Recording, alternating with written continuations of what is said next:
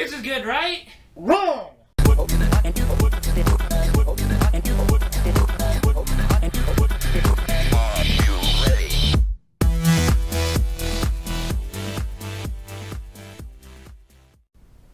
Hey, it's Garrick Backer here again from No One's Designs, and today we're out in the shop to talk about epoxies. Now, I've probably made it pretty clear that I happen to really enjoy working with epoxy, especially when compared to polyester type products like Bondo and things like that.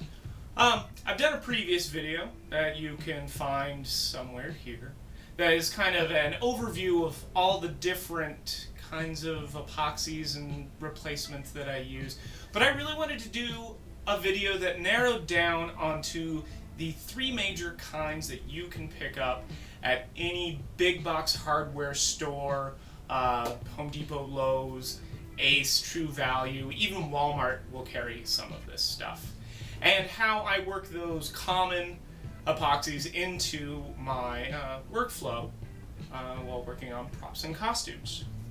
But before we get into all of that fun jazz, we got to talk about preparation. So, you will need something to cover your work surface, wherever you're working on. If you don't have scrap pieces of plastic lying around, I suggest using wax paper or even newspapers, brown paper bags, anything that's going to just protect your surface, because epoxy is a pain to clean up. Next, you're going to want gloves. Now, I always buy nitrile gloves because I do work with silicone, but if you're not working with silicone, latex or vinyl, those will be fine. And if you're in an enclosed space with little to no ventilation, you're going to want a respirator. If you're in a big open shop, or if you are in a room with lots of airflow, windows open, things like that, epoxy is a low enough VOC that you probably don't have to worry about it, but if you're on the fence, if you're questioning, just wear the respirator anyways. And the last thing that you're going to want that's kind of just ordinary house stuff is a cup of water. Not for drinking, but most of these epoxies, you will need to keep your gloves wet while you work with them. Now, some people will work with these epoxies with their bare hands. It's a skin irritant. It specifically says on the containers not to do that, and I found that it's generally a good idea to do what the instructions say. Now, several different companies will sell 5-minute epoxies in these big bottles, and this is how I suggest that you buy the pure liquid epoxy. You can get it in some smaller squeeze tubes or some like double looking syringe things, but you're getting a better value when you buy it in these larger containers. Now, you can get it in a 5-minute, a 15-minute, and a 30-minute is usually how it breaks down. I tend to buy it in the 5-minute because the way I use it, I want it to kick very quickly. But if you want a little more work time, obviously get something that suits your needs. That's a simple 2-part system. And there's very obvious uses for a good glue like this that don't really need much explanation. What I do that changes things up is I will add talc to my epoxy. Now, talc is just baby powder. I buy it in huge containers from a local sculpture supply store because I use it for both working with epoxy and for powdering silicone molds. But you can buy baby powder and use it just fine. Now see, I'm just going to kind of eyeball a little bit of this talc in here because what I'm trying to do is make kind of a filler paste consistency. Get my popsicle stick, and you're going to notice that it turns a weird green color. I got no idea why. But yeah, whenever I use talc or baby powder and epoxy, it kind of goes to this jade olive green.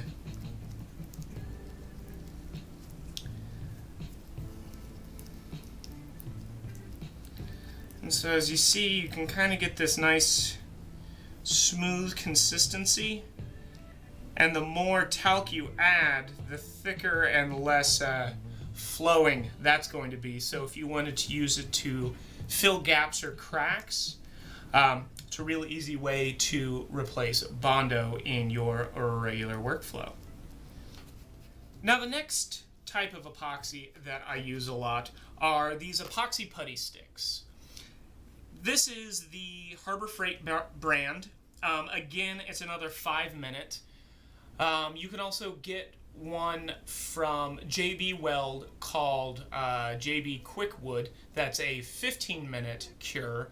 And that's the only one that I found in this stick form that's longer than 5 minutes. Now this is going to be much denser than the liquid epoxy. This is a putty that's meant to be handled and rolled. Get a blade that you don't mind getting dirty, like a disposable utility knife blade. And if you can see down in there, what you have is the resin and the hardener separated. And so, as long as you're cutting straight down, the piece that you have left will always mix into a perfect ratio. As soon as I get all of this paper off of here. Gross. Alright. Now, this is not the easiest stuff in the world to knead together, which is why I grabbed some of this water. And that's going to help get this stuff to move, not stick to my gloves so badly, and really kind of get an even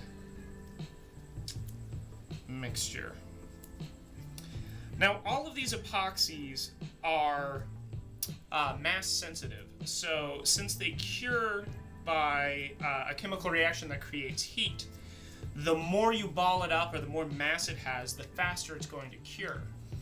So if you are working with this, and let's say you want to go through and fill some nail holes on a Nerf gun that you're modifying, don't mix it up and then just ball it up in a big ball. What you're going to want to do is pinch off the piece you're going to use and then flatten the rest of the epoxy out. And that's going to give you a longer time to work with it before it cures into just a solid rock. Now this stuff, again, smooths okay with water once you have it on something. You put it down and you can kind of get your finger wet and kind of start working it. But it's a little crumbly, it's a little peely. It's not really designed for finesse, so I suggest overloading whatever you're going to fill, have it stick out a little bit, and then sand it flat. That's generally the best way to try and work with these kinds of materials.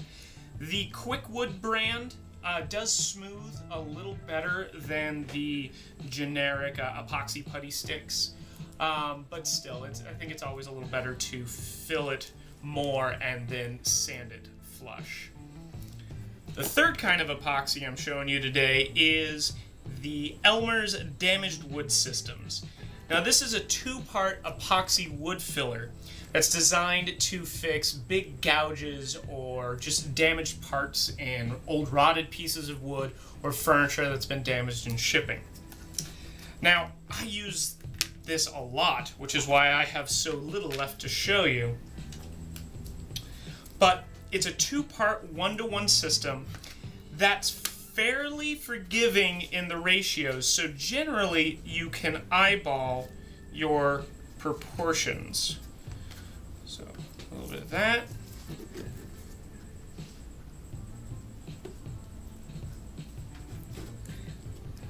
said you want about equal proportions.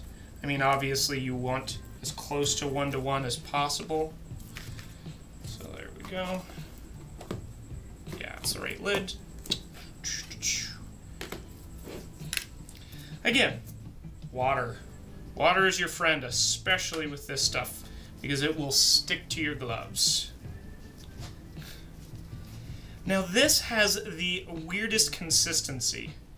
If you're of the right age where you grew up with a lot of Nickelodeon, Nicktoons and stuff like that, and ever had Floam as a kid, that kind of, it's not gack, it's not goopy, but it's not really a foam like a shaving cream or a whipped cream. It's something in between those two.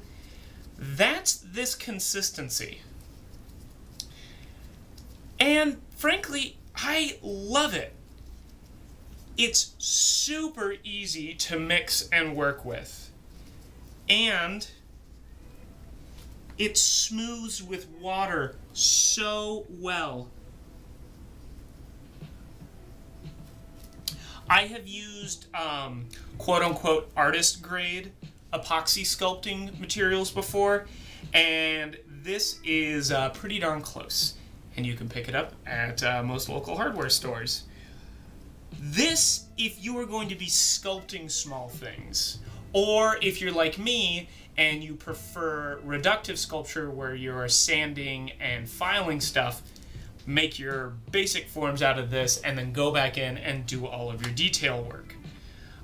We did that with the main headpiece of our Loki horns. This right here was sculpted out of the damaged wood systems and then sanded and filed so it had those bevels on it, and then of course primered and molded to go onto our finished Loki piece. Well, now you know some of the basic ways you can use hardware store epoxies while making props and costumes. There are some more advanced, quote-unquote, epoxy products out there, like the West Systems epoxy that I've gone over before, or some of the epoxy sculpting compounds, which I plan on doing a video on those as well. And speaking of new videos, coming shortly to our YouTube channel will be a new series called Friend Shop. It's where we bring friends into the shop and build things. Friend Shop! So please subscribe if that sounds like something you might be interested in watching. We also will continue to do product reviews, tutorials and techniques, tips like that. If you want to follow mine and my wife's work, you can find us on Facebook at facebook.com/NoOne'sDesigns. You can follow us on Twitter at NoOne'sDesigns, or you can just go to our website, NoOne'sDesigns.com. Thanks again for watching.